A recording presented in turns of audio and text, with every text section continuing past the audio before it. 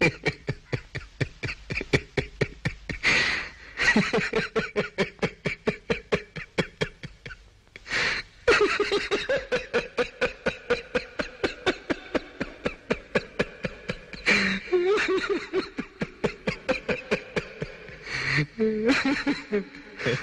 गए मेरी मौत का तमाशा देखने।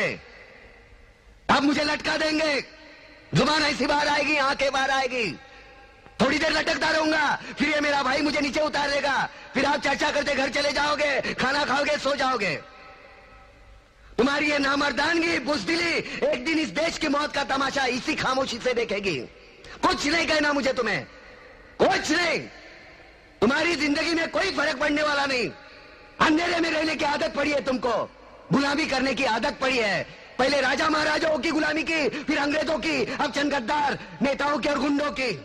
धर्म के नाम पर ये तुम्हें बहकाते हैं, तुम एक दूसरे के गले काट रहे हो। काटो काटो। ऊपर वाला भी ऊपर से देखता होगा तो उसे शर्म आती होगी, सोचता होगा मैंने सबसे खूबसूरत चीज बनाई थी, इंसान। इंसान नीचे देखा तो सब कीड़े बन गए, कीड़े कीड़े। रेंगते रहो, सड़ते रहो और मरो। आए और गए, खेल खत्म। तो जिए मालूम नहीं, तो मरे मालूम नहीं।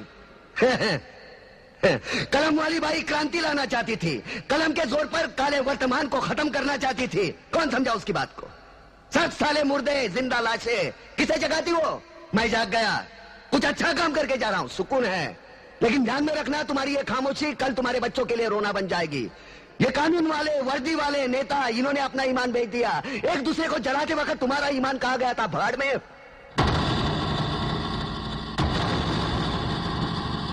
ये पिस्सू जैसा हमारा पड़ोसी मुल्क आने वाले कल में शायद अपने आप को दुनिया के नक्शे पर देख नहीं पाएगा। एक बात भूल रहा है, उनके घर में जो रोटी बनती है ना, उसका आटा भी विदेशी चक्की से पीस के आता है। साले अपने खुद के देश में सुई नहीं बना सकते और हमारे देश को तोड़ने का सपना देखते हैं। वो ये सपना देख सकते हैं क्योंकि उन्हें मालूम है ये मुर्दों का देश है। वतन के लिए किसी को कोई हमदर्दी नहीं है। इसे तोड़ना बिल्कुल आसान है। मैं हिंदू, मैं मुसलमान, मैं सिख, मैं फलाना, मैं ढिमका। एक लाठी को तो कोई भी तोड़ सकता है, लेकिन लाठी के भारे को तोड़ना मुश्किल है। मैंने बचपन में पढ़ा था, स्कूल में, तीसरी में। मैं क्यों समझा रहा हूं तुमको? क्यों समझा रहा हूं? पागल हूं मैं? भूसा भरा पड़ा है मेरे दिमाग में। क्यों बातें कर रहा हूं इन पत्थरों से? हंसो हंसो, खुशियां मनाओ।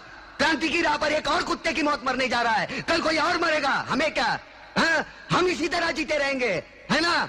जियो भाई जियो, जैसे चाहिए वैसे जियो। मैं हिजड़े की जिंदगी जीना नहीं चाहता। ए ला, चल चल ला।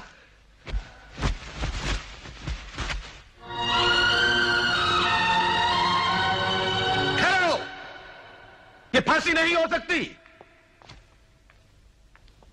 उन देशद्रोहियों के खिलाफ जो सरकार को सबूत मिले हैं, उससे साबित होता है कि प्रताप ने उनको मारकर देश का उद्धार किया है।